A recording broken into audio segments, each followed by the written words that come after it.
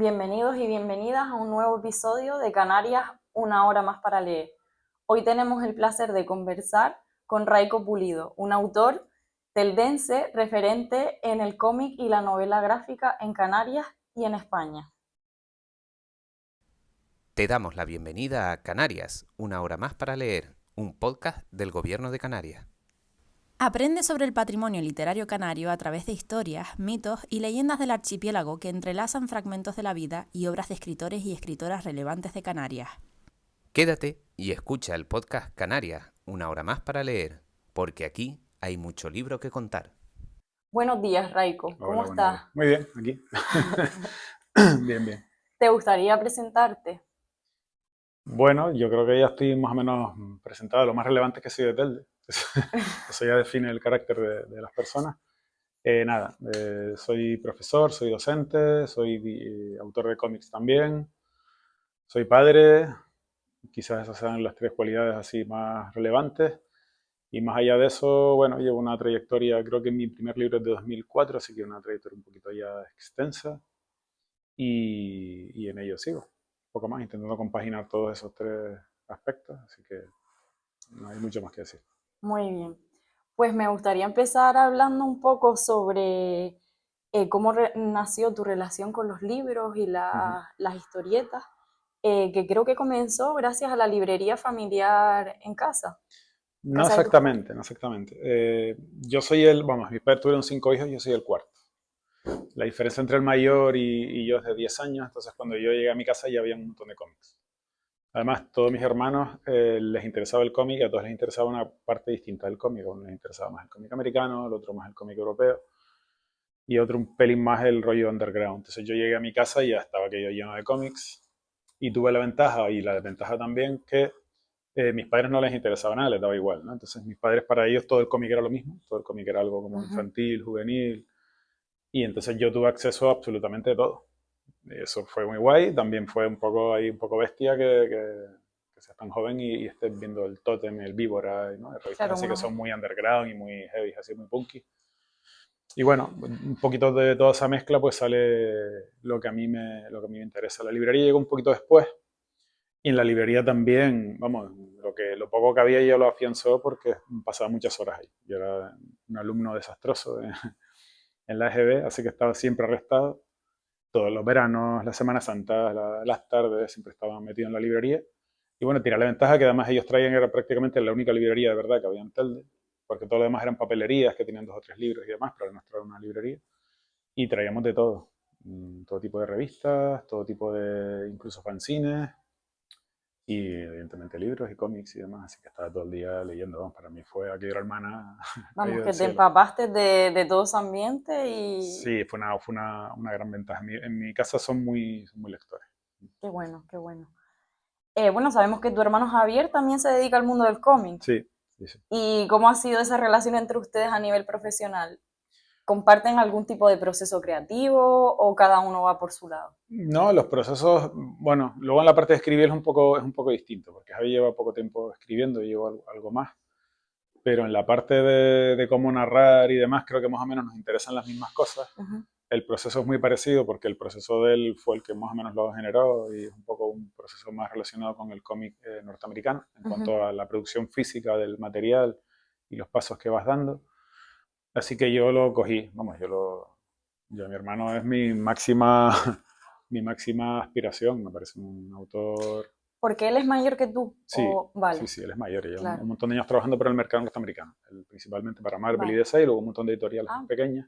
qué interesante. Y él está, bueno, lleva más de 20 años trabajando para ese mercado, ha dibujado de todo. Pero es curioso porque los intereses de él no pegan tanto con el mercado. Es cierto que sí, que siempre le gustaron mucho los cómics de superhéroes y demás, pero luego su manera de hacer y demás tiene más pinta de cómic de autor, de cómic europeo. Entonces, para mí, como te decía, es un autor para mí es el más interesante. Lo que pasa es que como está metido en ese, vamos, no sé si llamarlo gueto, pero vamos, en ese sector que es el cómic de superhéroes, pues siempre se infravalora el trabajo en cuanto a intelectualidad de esos autores, pero vamos, a mí me parece que narrativamente Vamos, que es un crack. Siempre está buscando, sí, vamos, es un nivel, está él y luego estamos los demás ahí luchando. Qué bueno que tengas ese referente ahí también, ¿no? Sí, no, para mí, además, sobre todo el tema del sacrificio. Yo me acuerdo en verano despertarme, además vivimos en la playa, vivimos en la costa de Telde, en Taliarte, y entonces aquello era levantarse tarde, irse a la playa y echar el día ahí de guay, ¿no? Y me acuerdo de abrir los ojos y eran las 7 de la mañana y ver a aquel hombre allí en la mesa de dibujo, porque además éramos 4, no teníamos ahí estudios ni nada, sino hacíamos todo en el mismo cuarto. Y el hombre de las 7 de la mañana metido allí Wow. y se pegaba hasta las 2, en cuanto nos despertábamos y demás se encerraba y echaba toda la mañana. O sea, su éxito no fue casual, fue bastante pronto, apenas Claro. acabó la carrera ya estaba prácticamente trabajando para el mercado norteamericano y no fue casual, un montón de... Y toda esa ética del trabajo y toda esa parte de voluntad de sacrificar y tal, en parte viene de ahí, ¿no? La mía es un poquito más lax. Yo procrastino un poquito más, él es muy marcial en cuanto al tema del trabajo y eso ha sido muy importante también Sí, al para... final se lo toma como una profesión, la profesión de escribir o de dibujar, de... Sí, es lo que más o sea, Claro. es lo que más le gusta, no es ni siquiera una cosa laboral, es que yo no lo veo haciendo otra cosa. Claro. Él ha tenido opciones de hacer otras cosas, yo qué sé, dar clases y tal, y Bueno, no, lo que le interesa es lo que está haciendo. total. Entonces es como Ya. alguien muy enfocado desde el principio y eso es inspirador también, ver a alguien trabajar tanto, pues te motiva que, bueno, que estoy haciendo yo, vamos a movernos un poco. Bueno, qué bien. Ahora vamos a hablar de ti un Venga. poquito. A ver, pasaste de trabajar con guionistas a ser autor completo. ¿Cómo fue esa transición? ¿Qué es lo que ocurrió ahí? Bueno, yo vengo del dibujo principalmente. Ujú. Y a mí lo que me interesaba sobre todo es la narración visual y tal, y el dibujo y no tanto la historia. O sea, nunca ha sido yo pienso que los guionistas son gente que le gusta contar historias de manera natural.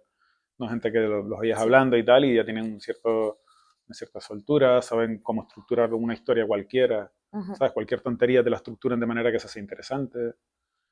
Frente a otra gente que a lo mejor tiene cosas muy interesantes que contar, pero no son narradores, entonces son gente aburrida, ¿no? Pues yo qué sé, corresponsal de guerra en las guerras más chungas, cruentas, pero que si no sabes contarlo, tú puedes estar en una cena y estar la gente atendiendo al cartero Que vino a que tocar. resulta que vino a tocar, se equivocó de puerta, le salió una vecina y le dijo Ya. que no sé qué, y entonces hubo una confusión, y entonces Ujú. de repente en una cena está todo el mundo atendiendo al cartero y nos está atendiendo un tío que le está contando lo insondable de la naturaleza humana. Entonces yo no vengo de ahí, yo vengo del dibujo, así que mi interés también era contar algo, pensaba que tenía algo que contar, pero no sabía cómo hacerlo. Entonces los primeros pasos es trabajar con gente que sepa hacerlo. Trabajé con dos guionistas muy distintos. El primero era Hernán Migoya, que el proceso fue un poco caótico, la verdad, porque nunca tuve el guión completo, sino me iba quedando con el cafetería y me daba 7 páginas. Entonces empecé a trabajar en el libro sin saber exactamente de qué iba el libro, porque él me explicaba y tal, que iba del amor, era una cosa como muy abstracta, muy alternativa que quería hacer, porque él era muy de una ficción muy clásica, ¿no? Y ahí Ujú. quería como romper. Y entonces tenía como todo por hacer. Y luego David Muñoz, que es un poco lo contrario, que viene del cine y tal, que quiere tener bastante control sobre la historia. En el cómic hay mucha gente que trabaja, que compagina el cine con el cómic, no por dinero, porque en el cómic perdemos dinero, no es que no ganemos dinero, es que perdemos mucho dinero si contabilizamos las horas que metemos ahí. Ya. Pero hacen guiones de cómic porque les interesa el control. Ellos en el cine lo pierden absolutamente todo. O sea, el Ujú. guión pasa por tropecientas manos y al final el que decide son los productores, ¿no? Principalmente, ni siquiera el director. Entonces, ellos siguen generando material porque lo quieren ver material como a ellos les gustaría que estuviera hecho. Entonces, David Muñoz tiene mucho control, es un guión técnico, todo muy lo tiene que pasar página a página, viñeta a viñeta, el plano, esto es un picado, esto es un no sé qué, esto es no sé cuánto. Trabajé con los dos, aprendí de los dos, y luego mi formación, lo siguiente era coger un libro y adaptar, ¿no? Ahí es donde entraba el Marianela, que luego salió de La Galdós, el adaptación. Nela, la adaptación. Ujú. Pero en medio de repente se me ocurrió una idea, había un concurso que era la FNAC, Sin Sentido y no sé qué, los primeros premios de novela gráfica que se empezaban a dar en España. Se me ocurrió una idea y ahí se coló mi primera historia original, que es una especie de ensayo sobre cómo contar una historia. Sí, yo me empapé de tropecientos manuales de esos del guión, cómo narrar no sé qué, narrar en imágenes, cuéntalo bien, o sea, hay un montón de libros así. Y entonces generé una especie de historia que era una metahistoria. O sea, hice un cómic y luego, como con fotonovela, en la que salía yo desgraciadamente, me juntaba con otra persona a hablar sobre el cómic. O decir, estaba la historia normal, la ficción, y luego dos personas que más o menos eran como entendidos. Uno era un analista de guión, comentando los defectos principalmente del proyecto. Entonces, esa Metahistoria fue mi primer guión original, y luego ya vi que sí, que necesitaba trabajar adaptar, vamos, que necesitaba que alguien me diera un argumento y a partir de ahí yo hacer todo el desarrollo del guión y demás, pero con algo sólido. Claro. Bueno, veo que ya hablamos un poquito sobre tu proceso creativo, nos has dado unas pequeñas pinceladas. Sí, poco, pero sí. Pero vamos a indagar un poco más. Combinas la lectura, el cine y las series de televisión. ¿Y cómo influye cada una de estas disciplinas en tu forma de narrar en la ficción? Bueno, combino todo. En realidad, cuando en el momento en que estás generando todo lo que te llega, y te pondría música, poesía, ¿no? Porque no soy lector de poesía, pero sí que música, sí que hay mucho en mi trabajo. Bueno, es combinarlo todo. Yo en el momento en el que me pongo a escribir, yo se lo digo a veces a mis alumnos cuando trabajan en proyectos artísticos, que siempre les cuesta arrancar, porque tienen que generar una idea, que al final es lo más difícil. Yo por eso trabajo con guionistas, porque tener el material con el que empezar a trabajar y empezar a hacer la narración, pues es lo complicado. Y hoy sigue siendo lo complicado. Es lo mejor, porque es lo que más satisfacción te da cuando sacas algo y ves que es algo que funciona y que está bien. Pero para mí sigue siendo súper complicado, súper complicado. Es la diferencia que te decía antes, ¿no? Los guionistas de los naturales les salen las historias como churros, ¿no? Se le caen de los bolsillos. Las historias, todos los guionistas de cine y televisión tienen cajones llenos de guiones que no les funcionaron y tal, pero los tienen hechos. He hecho 1, 2, 3 guiones, claro. No tengo mucho más porque me cuesta la vida. Entonces yo intento integrarlo todo. En el momento en el que yo tengo más o menos clara 3 o 4 conceptos para empezar a trabajar una historia, conecto una especie de antena en la que todo lo que recibo durante los meses que estoy escribiendo, intento que me sirva. O sea, escucho cualquier cosa en la radio y intento que, como una pieza de puzzle, encajarlo, a ver si de repente entra, lo pruebo de todas las maneras, que no funciona, lo desecho. Esa antena a mí me cuesta un montón porque estoy como hiperconectado todo el tiempo, ¿no? Requiere mucha atención y claro. Yo soy capaz de mantenerla un tiempo limitado. Lo que volvemos a los guionistas naturales lo aprovechan todo. O sea, absolutamente todo, y tienen sus documentos donde van metiendo información que les resulta interesante, lo van colocando enlaces, entonces van revisando y van surgiendo también material. A mí no, me cuesta horrores porque no es mi trabajo, pero sí, intento integrarlo todo. Sobre todo quizás la parte más visual, ¿no? Igual no tanto series, pero sí que cine, sí que me interesa mucho. Pero también me interesa mucho el cómic pre-cine, porque el lenguaje, o sea, el momento en el que apareció el cine, el lenguaje del cómic cambió. Entonces todo el lenguaje de cómic es como muy cinematográfico, es muy los mismos planos del cine y demás. Lo cual es bastante confuso porque en realidad el desarrollo del cine viene del cómic. O sea, el primer cine era una cámara fija, y cuando empezaban a poner una cámara fija y salía gente de la fábrica y tal, ya en el cómic habían todo tipo de planos, de Little Nemo, y Winsor McCay con Little Nemo había hecho absolutamente de todo, incluso en animación. O sea que ya había un material conceptual que hablaba de narración y todo eso. Así que estoy entre el cómic pre-lenguaje cinematográfico, que es muy interesante, y luego lo que más he mamado toda mi existencia, que es con lenguaje, ¿no? Con los tipos de planos y demás relacionados con el cine. Así que estoy ahí en medio luchando. Pero sí lo integro todo. Bien. No sé si respondí, pero... Sí, respondiste. Tranquilo. Bueno, en alguna ocasión has mencionado que eres autocrítico. Sí. ¿Cómo afecta eso a tu proceso y tu ritmo de trabajo? ¿Tiene relación con algo que has mencionado ahora? Porque al final las personas, cuando somos demasiado autocríticas, también nos frenamos, ¿no? En nuestro proceso. Sí, está claro que tienes que tener creativo. Más o menos, eso es muy difícil siempre controlarlo, si no te bloqueas. Claro. O sea, el exceso siempre lleva al bloqueo, o que tienes miedo, que no estás seguro. Bueno, yo intento enseñarle a mi hermano, por ejemplo, a un par de hermanos que tengo mayores, intento enseñarles el material y tal, y que me lo comenten porque confío mucho en su criterio. Claro. Pero sí que hay que ser autocrítico, si no, vamos, si no, cualquier cosa que produzcas la pones en la calle, no vas a ningún sitio, no te pueden tomar en serio. Claro. Si el nivel de calidad está permanentemente en entredicho. Entonces sí, en cualquier disciplina artística, en cualquier apartado de la vida, creo yo también, y que a veces nos falta, hay que ser bastante autocrítico. Y también hay que hacer mucho barbecho, que eso es importante. O sea, cuando tú estás trabajando en un proyecto, estás tan metido que eres incapaz de ver los defectos del proyecto. Claro. Y si se lo enseñas a alguien y te señala los defectos, a veces incluso puedes mosquearte, ¿no? En plan de, no estás entendiendo nada.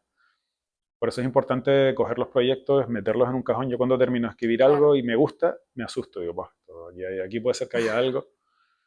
Y me asusto también porque luego dibujarlo son un par de años. Ya. Y darte cuenta al año y medio de que lo que estás haciendo se cae por todos lados, es peligroso. Porque has perdido un año y medio de tu existencia haciendo algo que sabes que luego es defectuoso y lo vas a dejar. Cuando ves los defectos ya no puedes seguir con ello. Entonces es bueno cogerlo, meterlo en un cajón, olvidarte, pasar unos meses, hacer otra cosa y luego recuperarlo, releerlo y ver si todavía te sigue dando la misma sensación. Entonces ahí hay algo. Ahí hay algo por lo menos con lo que trabajar o algo que está ya muy bien, algo que está ya prácticamente hecho. Bueno, y también hacer cambios, Si no, entiendo, yo ¿no? un Claro, millón de cambios. O sea, todo el tiempo estás haciendo claro. cambios. Al final, tú tienes algo inicial. Yo, por ejemplo, mi manera de escribir es a partir de la poda. Yo escribo mucho a partir de una escena, no hago guión técnico, sino digo, en esta escena tiene que pasar no sé qué. Entonces yo a la hora de pillar la escena, lo que hago es que los personajes dialoguen mucho y que sean los personajes los que me dan el tono. ¿Sabes? Entonces cuando yo estoy dibujando, leo todo el taco ese que luego va a desaparecer porque lo voy a quitar todo, leo todo el taco de los personajes, cómo están, entonces digo, vale, ya sé lo que quería, ya me acuerdo cuál era el rollo que quería pillarle aquí, y la escena tiene que ir por esta senda, ¿no? El tono es este. Y luego yo ya reescribo y lo quito todo. Para mí el cómic tiene que ser principalmente imagen. Imagen. Sí. Claro, es que justo iba a esa pregunta, que en otras ocasiones has afirmado, y me afirmaste ahora, que la parte más importante de un cómic es la parte visual y que los diálogos no deben ser excesivos. Hemos perdido la capacidad de narrar visualmente. ¿No? O por, Incluso incluso, nosotros de interpretar, incluso entenderla, correcto. O claro. sea, yo siempre cuento una anécdota que me pasó viendo un peliculón que es de Master de Paul Thomas Anderson. La vi en el cine y esa película tiene como una escena al inicio, una escena muda que dura como 20 minutos. Es increíble, Joaquín Phoenix, que es un soldado metido en un portaaviones y pasan un montón de historias. El tío es un alcohólico, bueno, te presentan al personaje, ¿no? Que está un poco para allá, que evidentemente está en un punto de su vida en el que no sabe qué hacer. Típico, sí. Y era, vamos, ensimismado mirando aquello y diciendo, qué flipada. Y a los 5 minutos empezar a ver pantallas de móviles por todos lados en la sala, porque la gente se aburre, porque ya, uno, no saben recibir la información puramente visual, y dos, tenemos la tendencia a pensar que lo que no está en texto, lo que no está dicho, no es importante. Es información que es irrelevante, que es accesoria. Y pasa lo mismo lo he repetido también en varias charlas, en las series de televisión. Yo puedo trabajar perfectamente sin mirar la tele. Pongo una serie, la sigo, me pongo a currar, me pongo a dibujar, me pongo a hacer algo que no requiere demasiada concentración. Y yo veo la serie que sea, sin levantar la vista. ¿Por qué? Porque toda la información está en texto, todos diálogos, están hablando todo el tiempo. Son situaciones en las que, bueno, te presentan los personajes y tal, que sí que te pierdes cosas, que si estás viendo una serie de ciencia ficción o lo que sea, te pierdes los efectos, cómo trabajan los actores y no sé qué, pero realmente toda la información está en el texto y eso es una pérdida. Si vas al cine antiguo, si vas a Fritz Lang, no hace falta irse tan atrás, a Hitchcock, o sea, y hoy también hay un par de autores ahí que son potentes, Jonathan Glasser, hay autores que visualmente se lo ocurran mucho. Pues si luego quieres hacernos alguna recomendación cinematográfica. Bueno, ya hice unas cuantas. Paul Thomas Encantado. Anderson tiene pelis que están muy bien, otras pelis no están tanto. Y Jonathan Glaser a mí me parece brutal. Sexy Beast, sí, tiene pelis muy potentes. Bien. Ahora vamos a pasar un poco a hablar sobre tu carrera, aunque antes mencionamos algunas cositas. Vale. Tu primer cómic largo fue Final Feliz. Correcto. En 2004, como dijimos antes, y luego llega Lamia en 2016, que recibe el Premio Nacional del Cómic. Bueno, en medio pasaron más cosas. ¿Quieres contarnos qué pasó en medio? Sí, vamos a ver, está Final Feliz. Vamos. Está Sordo, que se hizo una peli luego de Sordo. Está Sin Título 2008-2011, que es el que te decía que era como experimental y tal, una especie de ensayo. Está Nela, que es un poco el que me abre las puertas. Nela ya tuvo algún premio de la crítica al mejor guionista y estuvo finalista en los premios del Salón del Cómic de Barcelona, que en su momento eran los más importantes. Y luego ya Lamia que en parte gracias al éxito de Nela y tal, consiguió una beca y hice parte de ese libro ya en Francia, en Angoulême. Estuve unos meses trabajando. Y bueno, sí, luego ganó el premio nacional, que es, vamos, está eso, y que te den no sé, un Cervantes o el príncipe, la princesa de Asturias, que es ahora, ¿no? La princesa de Asturias sigue siendo. Sí, Sí. princesa de Asturias. Y, y bueno, pues para llegar a la mía hay un aprendizaje bastante bestia, hay un salto ahí Ujú. muy potente, son casi 2004, va más de 20 años ya de trayectoria. Aparte de esto, como Ah, bueno, y dijiste, luego tengo uno de Viri Clavijo también, sí, posterior, aquí en sí, si Canarias. quieres, luego Perdona. hablamos sobre Sí. eso. A mí me parece muy interesante que quisieras hacer la adaptación de Benito Pérez Galdós, Marianela, Ujú. Anela, porque en una entrevista escuché que dijiste algo así como que querías eh, que la gente joven, bueno, los adolescentes, Ujú. llegaran a las obras clásicas de otra manera, Ujú. mediante el cómic. ¿Sigues por esa línea de trabajo? Ahora que eres docente, ¿qué opinas sobre esto? ¿Tienes la misma opinión o crees que ha cambiado No, yo un creo que el poco? cómic es una herramienta infrautilizada y que es una herramienta brutal para iniciar en la lectura. Ujú. Yo no soy partidario de decir donde hay un cómic hoy y mañana hay un libro, porque mañana puede haber un cómic y puede haber un libro. Son dos cosas totalmente independientes. Pero vamos, yo he estado un montón afortunadamente, Nela ha formado parte de un montón de actividades aquí relacionadas con, no solo con cultura, sino con educación. Te veo con clase en Tenerife, Ujú. del CEP de La Laguna. Y he participado en un montón de congresos de jóvenes lectores y tal, y siempre el feedback ha sido muy positivo. Este año en mi instituto también empezaron a utilizarlo, en cuarto de la ESO. Qué bueno. Y bueno, la llegada a Galdós fue totalmente fortuita. O sea, al principio el libro que iba a adaptar era, bueno, estaba buscando algo para adaptar. Y estaba buscando algo para adaptar que no tuviera derechos, o sea, que fuera bastante antiguo para no tener problemas de autorías y demás. Vale. Y el libro inicial era el Dr. Jekyll y Mr. Hyde, Ah, mira. que era un libro como Justo muy... Correa en el episodio anterior también nombró esa Ah, obra. pues Sí. es un libro que es como muy potente y además los pibes hoy, nosotros más o menos hay una generación que sí sabe de qué va el rollo, pero los pibes hoy les preguntas y no tienen ni idea, porque les Ujú. preguntan por Ya, Frankenstein y demás y bueno, saben cómo es el monstruito y tal, pero no saben ya. de qué va ese libro. Entonces era como muy potente, pero luego dando clases en un recreo me encontré con un grupo de alumnos al que yo le daba clases bastante fastidiados, ¿no? Porque tenían un examen sobre Marianela. Entonces estaban todos ahí con el libro intentando luchar con aquello. Y yo me reía, digo, hostia, me acuerdo del instituto, también me leí Marianela y era como menuda tortura Ya. que nos meten Fuerte más leerme el con libro las este lecturas ahora. obligatorias, este rollo, ¿no? De novela Sí, realista, tal.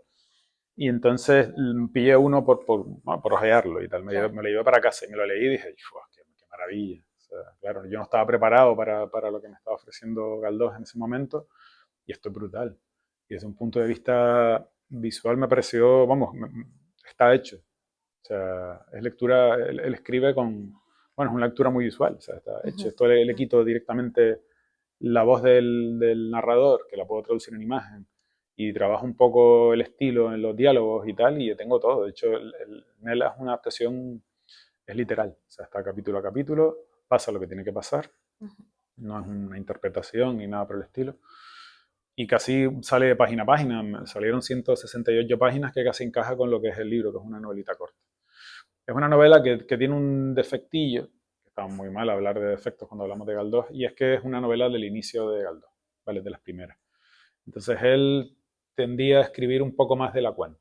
Con esto quiero decir, se gustaba de la manera en la que él escribía, entonces intervenía mucho, utilizaba mucha adjetivación, ¿sabes? Es como más florido, más recargado ese libro, y eso quizás es lo que hace que la gente lo pille y es como, uff, ¿no? Este estilo del 19 y tal, Hombre, es es un que yo creo poco... que si lo pillas con 15 o 16 años, no le puedes coger el gustillo, pero yo cogí justo Marianela un poco mayor con 20 y pico. Y, y me pareció que era una maravilla también, pero claro, si me planteo a mí misma leer ese libro de adolescente, pues capaz que no le cojo Sí, pero es un libro, tanto... pero la estructura, o sea, de lo que va el libro es perfecto para Hmm, adolescentes. Habla del primer amor, habla de dónde claro. reside la belleza, habla de un Hmm, montón de cosas que son muy importantes. Habla de ciencia y de religión, habla de cosas que deberían interpelarles a ellos de manera directa, ¿no? Y ellos cuando lo leen, o sea, en el cómic ellos sí que se vinculan al drama, ¿sabes? Y es como, vos, ¿cómo vas a hacer esto, profe? ¿Por qué acabó tan mal esto y no podías cambiar el final y por qué se tiene que, spoiler, por qué se tiene que morir y por qué tal, este rollo. Entonces sí lo viven con ese rollo de más, Claro. más culebronesco que tenía también ese punto, ¿no? De hecho hay un par de culebrones, Sí. hay un par de películas, hay obras de teatro que salen de esa novela. Entonces sí que están los elementos ahí para que les interese, pero creo que es la forma lo La que forma. hace que lo saque. La forma primero que es libro, que en literatura se lee muy poco y les cuesta mucho leer. Pese a que Ya, están todo el día leyendo, porque están todo el día con el móvil. claro. O sea, están leyendo lo que Sí, leen, es ¿no? que esta generación, Estados sí, de sí. WhatsApp o de Instagram y todas esas cosas. Leen mucho, pero le falla la forma. Y ahí el cómic tiene mucho que hacer. Ujú. Yo presenté un proyecto en su momento para el Cabildo.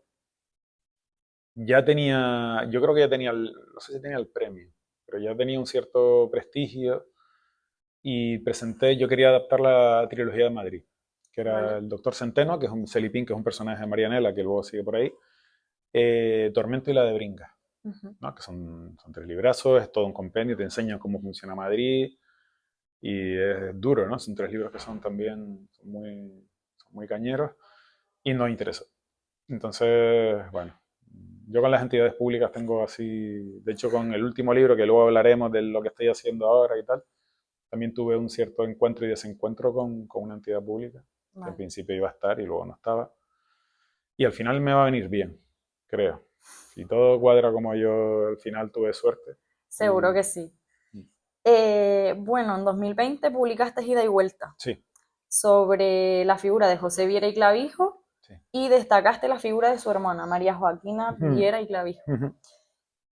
¿Cómo llegaste a esta perspectiva? Me parece súper interesante conocer por qué querías destacar la figura de la hermana Bueno, la de hermana Clavijo. es una persona que se hizo cargo de sus padres, que sus padres le dieron educación que ya era bastante complicado para la época. Ujú. Eh, También tuvo una cierta formación y tenía inquietudes artísticas, principalmente por la escultura. No se conserva nada de su trabajo, pero sí que tenía intereses en la imaginería, ¿no? En toda esta escultura en la talla madera y también en barro y demás, la escultura religiosa. Pero evidentemente a las mujeres no les dejaban prosperar, ¿no? Se quedaban en, bueno, en una especie de sus labores, ¿no? Como la niña está haciendo sus manualidades y tal, y se quedaba un poco en ese aspecto. Claro. Y luego eso, se encargó de los padres y luego se encargó de Viri Clavijo.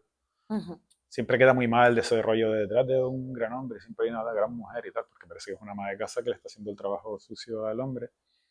Y yo descubrí a María Joaquina con las cartas.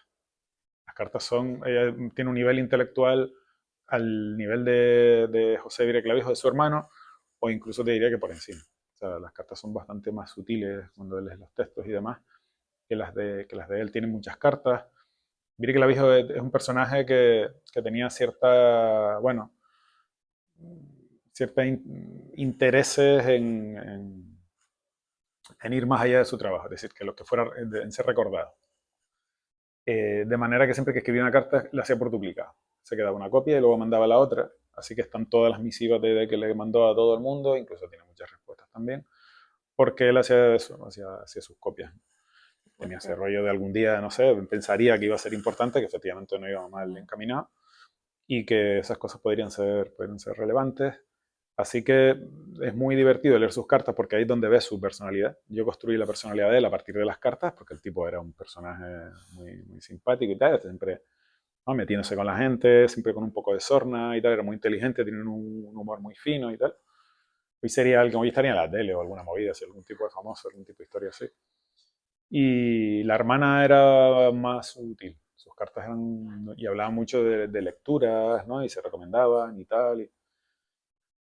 Y ella, bueno, pues lo cuidó, fue la que archivó todo el trabajo todo lo que hacía él, un poco era la que trabajaba como en el archivo.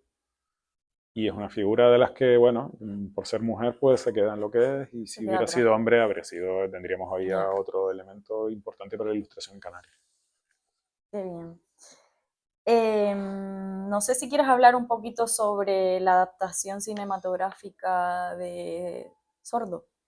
Sí, no es relevante. La peli no es muy. Yo iba a poner un adjetivo ahí, pero no, que luego queda grabado. Bueno, Bueno, vamos a ver. Nosotros vendimos los derechos y lo primero que me dijo David Muñoz, que es un guionista que está bastante de currar en cine y demás, me dijo, yo siempre que hago este tipo de historias, me olvido. Es decir, vendo los derechos y quedan con el material lo que les dé la gana. ujú, cuando me he implicado me ha salido una úlcera. O sea, cuando me he intentado controlar un proceso, he intentado participar más de la cuenta, me he implicado mucho, acabo mal porque acabo mal, porque no me van a hacer caso y porque ya... Y como te lo tomas como algo personal, pues la cosa termina como termina. Entonces él me recomendó y yo di su consejo, que nos quedásemos fuera. Y fuera nos quedamos y bueno, ahí está la peli. Bueno.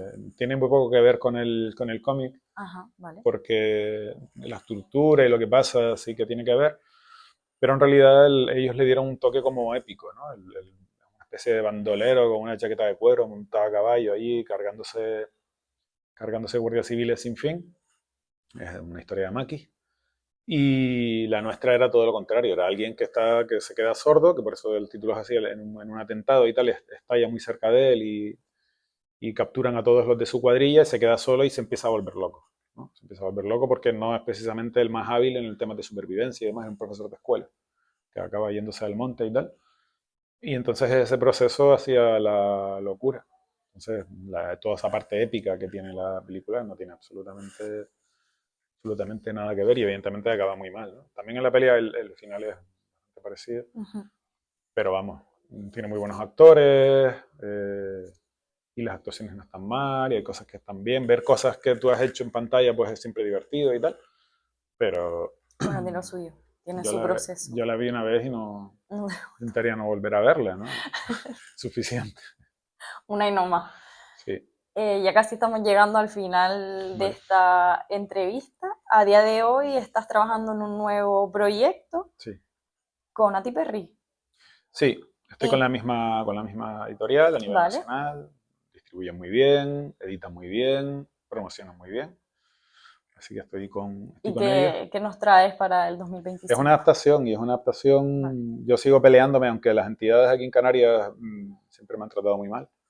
Yo sigo insistiendo con material, porque es que aquí tenemos unos autores que son brutales. En este caso, estoy adaptando Verano de Juan el Chino de Claudio de la Torre, Vale.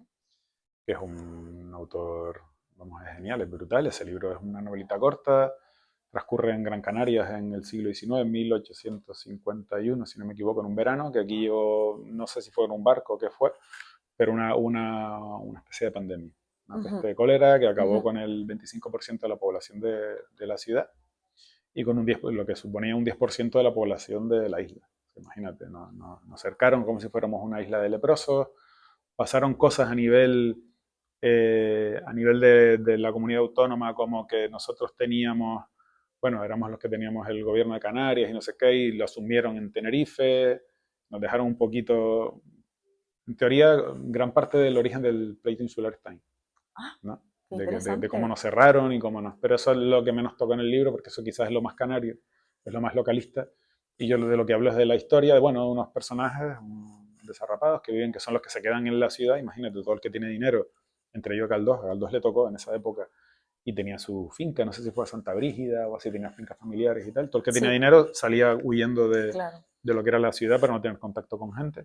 Ujú. Y entonces, bueno, la ciudad se queda en manos de los desposeídos, ¿no? Y hacían un poco, hacían y deshacían lo que hacían, su propia ley y tal.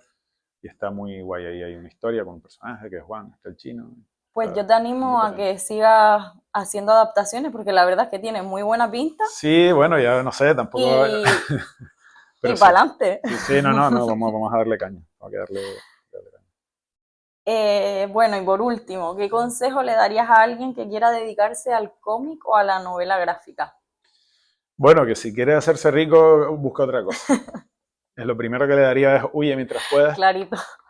Sí, es muy complicado, es un camino muy complicado. Digo, Sí, lo mismo, supongo que la gente que hace literatura te responderá claro. un poco Sí, sí. parecido. O sea, en España en cómic hay 3 autores que viven exclusivamente del cómic. Luego tú puedes trabajar para el mercado, como hace mi hermano, que sí que le va bien y tal, que es trabajar por un mercado exterior, trabajar con otros guiones, otro rollo, que es una producción, ¿vale? En la que tú no tienes propiedad intelectual, en la que tú alquilas tu mano y vas sacando números y te pagan bien, pero no te quedas con el material. Yo el material que es mío, por eso puedo venderlo a cine, etc. Eh, entonces, aquí hay 4 que viven yo diría que incluso 4 personas que son los que viven del cómic, que venden muy bien y que les da dinero como los demás tenemos que buscarnos la vida de otra cosa. Claro. Entonces, yo les diría, sigan, que hagan lo que quieran, que lo intenten, que siempre el que no lo intenta no gana. y luego lo suyo es intentar mantenerlo. En el cómic pasa que ahí llegan un montón de autores siempre, ¿no? Hay jornadas de autores, hacen uno o dos libros y luego desaparecen porque no hay ningún tipo de posibilidad. Y luego la vida te pasa por encima. O sea, el sacrificio que hago yo, por ejemplo, para compaginar clases, paternidad y Ya. vida en general es de estar, yo qué sé, empezar a dibujar a las 9:30 de la noche cuando mi hija está dormida o a las 10 y estar hasta la 1 de la mañana y en vez de estar en el sofá viendo la tele y relajándome, pues estar currando. Después el día siguiente ir a trabajar. Entonces, requiere un cierto nivel de compromiso, voluntad No, y también y apoyo sacrificio. de las instituciones. Si hay personas que se dedican al arte, a Mm, crear cómics, a la gestión cultural o a lo que, todo lo que tenga que ver con mm, el mundo artístico, también una respuesta y un apoyo por parte de ellos para que esas cosas sigan adelante, porque ujú, yo creo que en Canarias tenemos bastante nivel, mm. pero nos hace falta pues Sí, yo muchísimo nunca lo tuve. empujón. Ahora justo acaba de salir unas subvenciones para novela gráfica a nivel nacional del Ujú, Ministerio, ujú. que son estos días hay que entregar los proyectos. Están bien dotadas, no sé si es 1 millón de euros lo que han destinado y son al final 40 proyectos los que tienen que salir con 25.000 euros para cada proyecto. Bien. Y eso, bueno, eso está muy bien. Y El verano de Juan el Chino era un libro, una idea que se me ocurrió gracias a un amigo, Ariel Brito, que es bibliotecario, que me lo recomendó, es prepandemia. Imagínate, cuando yo estaba ya empezando a pensar, pues de repente llega la pandemia y yo, si 2 años antes llego a estar trabajando aquí, me sale el libro justo en pandemia, me forro. Porque es un libro de Todo pandemia, nos además, claro, es pasa. como, no, ahora fuera de broma. Este es un libro que no tenía futuro. No tenía futuro porque en el momento en el que adaptas, o sea, el único dinero que tienes en el cómic son las adaptaciones cinematográficas y demás. Ahí hay dinero de verdad porque en el cine hay dinero. Entonces, si yo no puedo tener los derechos porque no es el material no es mío, yo no Claro. tengo derechos sobre Marianela, igual que no tengo derechos sobre Erasmo Juan el Chino, son de los herederos, ¿no? Si no puedo tener derechos, el único modo que tenía de sacar algo de dinero desaparece, porque en las ventas no va a ser. En las ventas, si tú vendes 10.000 ejemplares, que es una barbaridad, con eso no te pagas ni medio año de existencia, a lo mejor estás 2 años, 3 años con el proyecto. Bueno, entonces por eso fue cuando lo que te decía antes del Ayuntamiento de Las Palmas, en su momento lo presenté al Ayuntamiento de Las Palmas, les encantó, el proyecto estaba vendido, yo me comprometí con Astiberri a hacer el proyecto porque yo tenía el compromiso del ayuntamiento de una persona bastante arriba y tal, que luego desapareció, se lo cargaron. Se lo cargaron políticamente, quiero decir. No hubo sicario de por medio. Eh, y entonces me comprometí con Astiberri pensando que ya tenía, bueno, por lo menos puede sacar algo de aquí que va a justificar que esté un año trabajando, porque... y luego desapareció. O sea, cuando pasó a los técnicos no veían la manera de... Y bueno, pues lo siento y tal, pero ya no... Pero claro, y por el otro lado ya había firmado un contrato con la editorial y ya estaba pillado. Que me ha venido bien, bien, genial, porque ahora me puedo presentar a otras cosas que son estas subvenciones y tal, y a ver si suena la flauta y tengo suerte, y que hubiera sido incompatible si hubiera tenido la otra subvención. Claro. Es más dinero, va a tener más prestigio también, porque no es lo mismo una subvención del Ministerio que el Ayuntamiento de Las Palmas. Con lo cual, bueno, si al final todo sale bien, pues genial. Y si no, pues nada, ok. Confiemos en que todo pasa por algo y que Sí, tiene su sí, yo no propósito. soy muy de destino y todo cosas de esas, pero, pero bueno, al final Bueno, hay suerte. ha sido un placer tenerte aquí. Gracias por compartir tu tiempo, tu experiencia, sobre todo Muchas gracias. con nosotros. Y estamos deseando conocer tus próximas obras. Para nuestros oyentes, como siempre, recuerden seguir el podcast en Spotify y en YouTube, donde encontrarán información sobre este episodio y los próximos.